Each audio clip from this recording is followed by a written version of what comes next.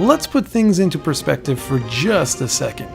It's late 1996 and the whole world is talking non-stop about the recently released Nintendo 64. No one would shut up about this brand new 3D Mario. Truth be told, I too was quite impressed with Super Mario 64, but I was also playing Resident Evil, which had released earlier in the year. Both games were absolutely excellent. Then suddenly a new Working Designs game hits, and well, with Working Designs being one of my favorite developers since the Sega CD days, I just had to pick up their newest SEGA Saturn release. So what was that new Working Designs game? Well, it was none other than Dragon Force, a strategy RPG that I was extremely excited to get my hands on. I've been a long-time fan of strategy RPGs or tactical RPGs since the early days of Fire Emblem and Shining Force. When I finally got my hands on this game, I was immediately in love. But sadly, everyone thought I was absolutely crazy to be playing this 2D game when the whole world had gone 3D. Dragon Force is an extremely impressive, albeit very intimidating game. It is a strategy RPG, but very different from the likes of Fire Emblem or Shining Force. It shares much more in common with Ogre Battle on the Super Nintendo than either of those two series. You don't move individual units on a grid-based battlefield. Instead, you manage the army down to the last general. You capture and fortify castles, and you live through 8 wonderfully crafted storylines. The game remains an absolute masterpiece to this very day, and it truly is a killer app for the Sega Saturn. Unfortunately, it's also extremely hard to come by these days. The game begins with you selecting a general who represents one of 8 different provinces in the land of Legendra. Your ultimate goal is to join forces and put an end to the evil god of destruction, Madruk. What this boils down to is that there are actually 8 completely unique storylines in Dragon Force, even though the ultimate goal and overarching storyline is the same throughout each of the 8 different tales. The replay value here is absolutely off the charts because in essence you could finish this game 8 different times. The gameplay is exceedingly complex and yet very simple at the same time. At first glance, it appears like you're playing a board game, and that's partially true. You see, the game is broken down into a series of different gameplay mechanics. At first, you have the playfield, which is the board game aspect. Here you'll see a series of castles, villages, and tons of troops all over the place moving around these areas that are connected by a series of dots. This tells you if a castle can be approached by 2 sides or more, and this is important if you decide you want to take over said castle in the future. So the first thing you do is look around the whole map just to see which armies control which areas. The next thing you do is deploy your armies. You can command up to 4 generals and 1 convoy, and each general can control up to 100 troops. Troops consist of a variety of different classes such as basic infantry, cavalry, archers, monks, and more. These classes become extremely important in the next phase of the game. Your armies can face off against the one-off bandit that may be moving between castles of an opposing force, or you can try and take over an enemy castle. You need to be very careful upon attempting to do so, however, as there can be up to 10 generals waiting inside. The next phase is the battle phase, and this occurs whenever you try and take over a castle or whenever your currently occupied castle comes under attack. It's important to remember that this is a strategy game, so you don't want to stretch yourself too thin by taking over countless castles, as a general must always stay behind to man the castle. But at the same time, you need castles in order to have recruits to populate your armies. This juggling act is constantly on your mind. When the battle begins, you decide which general you want to use in the battle, looking over which troop classes they have. From here, the computer selects the general to attack you. At first, there are typically 2 generals, but only one attacks at a time. Battles take place on their own unique action field where you actually see all of the troops, up to a staggering 200 on screen at the exact same time. Here you control the general via text-based commands. You have to order your troops to advance, defend, etc.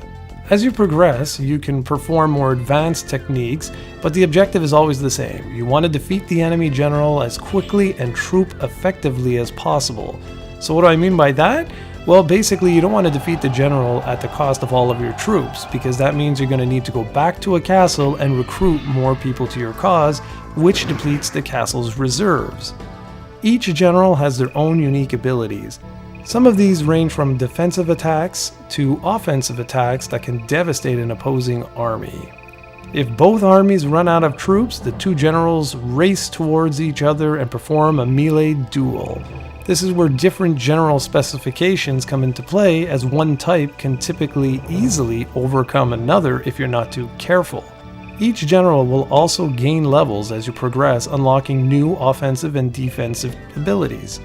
When you win a battle, you typically have a captive or two, and you can usually continue making strategic plays until the hourglass in the top right corner of the screen is empty, at which point the game switches to its third and final phase, the domestic phase.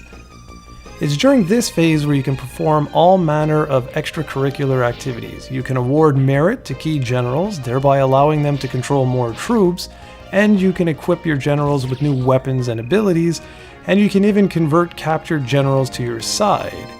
It's absolutely incredible to see just how many options are available to you, and after you get the hang of things, you realize that the menu systems are extremely well designed. It just takes a little bit of practice to get good with them.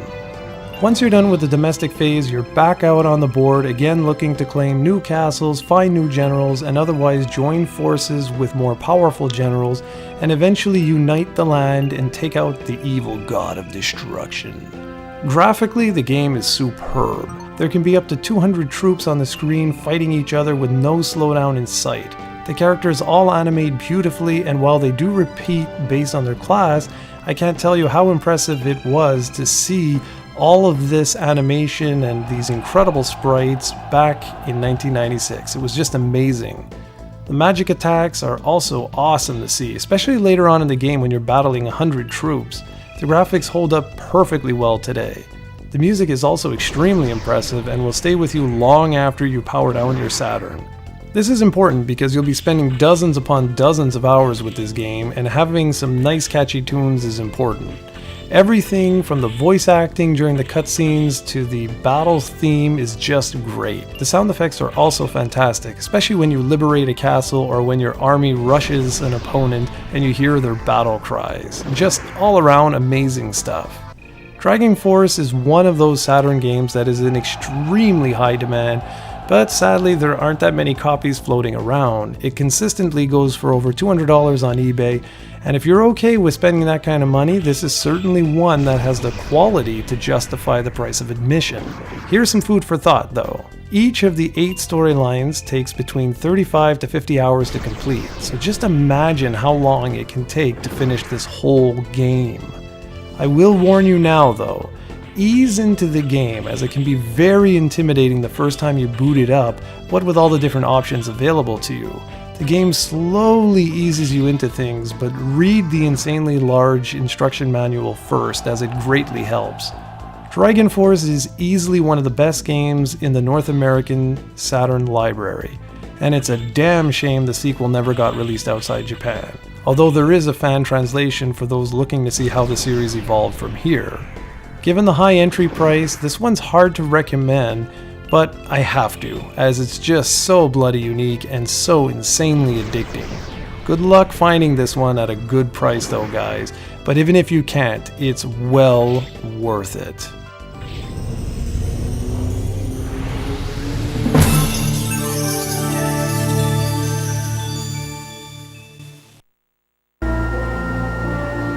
Behold the vast land of Legendra. This bountiful land was molded from ashen waste and given the breath of life by the 6 goddesses. But this land was not simply given life alone. Ostia, the foremost goddess, fostered a special love for the new creation, blessed it with a sky bright and pure, and lush rolling hills that spread from ocean to sparkling ocean. The people of Legendra rejoiced that they had found favor with Ostia, and life was good. However, as with all such tales bordering on morality plays, one lied in wait to cast a dark shadow on the prosperity and tranquility of Legendra. That one, from time uncounted, was called Madrak. He and his villainous legion scorched the land and dried the once sparkling seas with a burning fury unequaled in all creation. His singular goal was nothing less than complete annihilation of the beautiful land that Ostia and her sisters had created. Before the cruel hand of Madrak, the people of Legendra had no hope of survival. Broken and despondent, they prayed fervently for a miracle. Suddenly, the sacred dragon Harzgalt lunged forth to block Madrak's advance.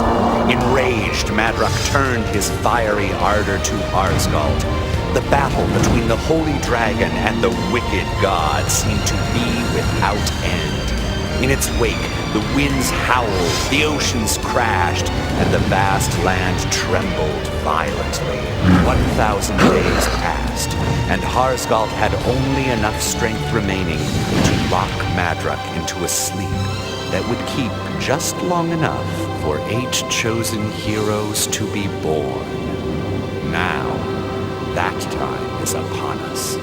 The final confrontation rushes forth.